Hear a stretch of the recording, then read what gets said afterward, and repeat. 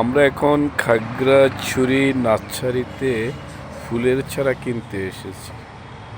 যারা ফুলের চারা কিনবেন তারা নার্সারিতে এসে নিজের মনে করে কিনতে পারবেন।